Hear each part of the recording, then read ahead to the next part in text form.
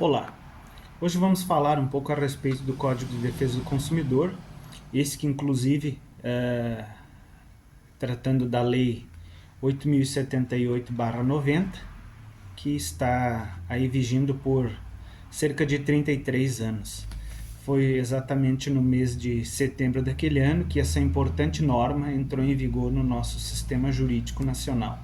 Agradeço desde já a sua audiência e me coloco à disposição para esclarecimentos e ponderações, sempre respeitando as opiniões contrárias, porque afinal de contas, cada um tem a sua interpretação. Embora que do ponto de vista judicial, para o que interessa para os fóruns, para os litígios, para o cumprimento da lei, seja aquilo que os tribunais decidem. Afora, claro, as inovações e interpretações que são essenciais e particulares de cada intérprete do direito. Então, como falado, essa lei, a Lei 8.078 de 1990, ela trouxe para o ordenamento jurídico brasileiro o Código de Defesa do Consumidor. Uma lei, inclusive, na área sem precedentes. Não havia, dentro do direito brasileiro, uma legislação tão específica e tão abrangente tratando do conceito de consumidor, fornecedor, produto e serviço, que são os pilares essenciais de todas as relações de consumo em vigor hoje no Brasil e, por que não dizer, internacionalmente. Já havia, desde muito tempo, uma preocupação com esse tipo de regulamentação. Inclusive, os legisladores, quando consultaram as bases legislativas de outros países, constataram que já havia, inclusive, desde a formação da ONU, o interesse de manter essas relações, enfim, de regulamentar esses panoramas, essas relações, enfim, essas transações que são abrangidas por esses figurantes.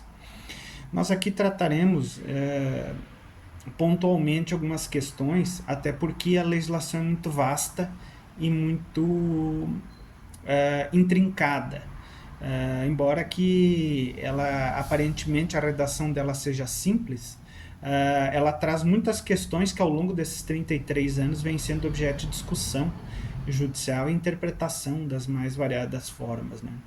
Então, o mais importante é a inauguração no direito brasileiro da Política Nacional das Relações de Consumo.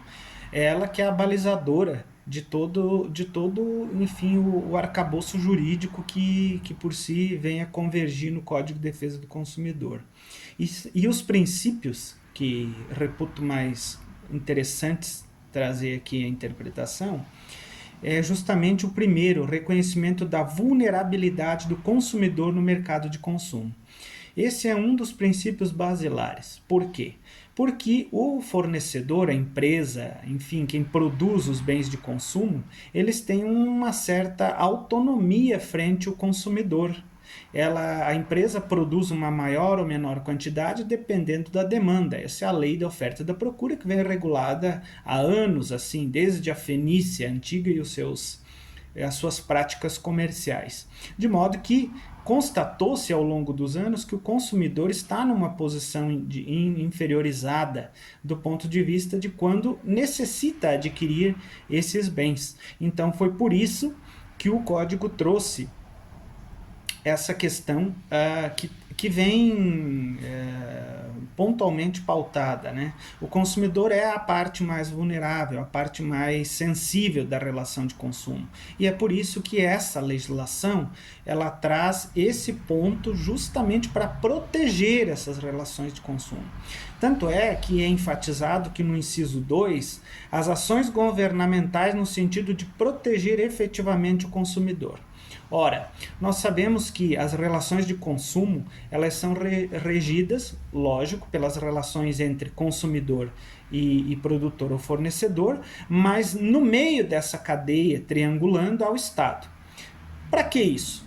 Justamente para que se evite, com o controle estatal, que produtos e serviços sejam disponibilizados e inseridos no mercado e que causem, por exemplo, problemas físicos ou enfim, de toda a ordem, de saúde, de segurança, né? Nós tivemos ao longo do tempo várias situações, por exemplo, elementos químicos que fazem parte de alguns produtos e que, por sua vez, acarretavam danos à saúde do consumidor. Brinquedos, por exemplo, de crianças que tinham lá itens que poderiam ser engolidos, né, ou mesmo ferir uma criança, automóveis que acarretassem problemas no caso de uma colisão ou mesmo de um evento inesperado, os famosos recalls. Então, vocês vejam a importância dessa legislação no nosso dia a dia. Nós humildemente costumamos frisar que o Código de Defesa do Consumidor é uma lei tão brilhante que ela abrange desde um alfinete até um navio, porque a relação que se pauta entre consumidor e fornecedor, ela independe de valores, né? Ela está além de tudo isso, né? E, na verdade, qual é o grande objetivo fundamental? É a harmonização das relações de consumo. Não é colocar o fornecedor numa situação inferiorizada ou tentar equipará-lo ao consumidor, embora ele seja hipossuficiente, do ponto de vista, seja economicamente ou mesmo tecnicamente, em saber se aquele produto efetivamente pode lhe trazer algum problema. Então, o objetivo dessa lei é trazer a harmonia nessas relações, que haja pacificação, assim como o fornecedor quer apresentar um bem de consumo apto e que atinja as expectativas do consumidor, assim também ele deseja ter o pleno efeito e sucesso daquilo que ele está adquirindo na justa medida e no justo preço. E tanto é, por exemplo, que ao longo de vigência dessa lei, e aí estamos tratando lá do inciso C e D do artigo 4º, ele fala lá da presença do Estado no mercado de consumo, que eu já citei e exemplifiquei anteriormente, e a garantia dos produtos e serviços com padrões adequados de qualidade, segurança, durabilidade e desempenho. Então, tudo isso vem a enfatizar. A cada regulamento que a lei traz, ela enfatiza tudo isso que se deseja dessa lei, né? Então, vocês vejam, reforço, a importância dessa legislação para o nosso dia a dia, como é importante o consumidor e também o fornecedor saberem exatamente quais são os pontos legais que têm que ser cumpridos e inclusive acrescento que para o fornecedor é muito importante ter o pleno conhecimento disso, porque vai favorecer a ele uma venda maior e principalmente um sucesso naquele produto ofertado, de modo que nós sabemos hoje, né, e temos produtos que estão há décadas no mercado. Por quê? Porque contam com toda essa eficiência anteriormente mesmo da edição do Código de Defesa do Consumidor. Então, para que esse vídeo não fique muito longo, e também porque trataremos dessa matéria em outras oportunidades, gostaríamos de encerrar aqui enfatizando que nesse primeiro ponto discutido, o importante não é fazer diferenciação entre consumidor e fornecedor, mas trazer no espírito da lei, na mens res, a harmonização das relações de consumo. É isso que essa lei se pauta.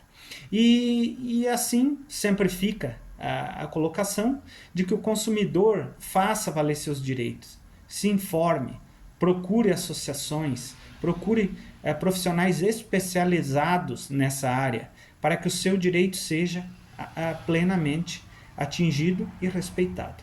Meu muito obrigado pela sua atenção.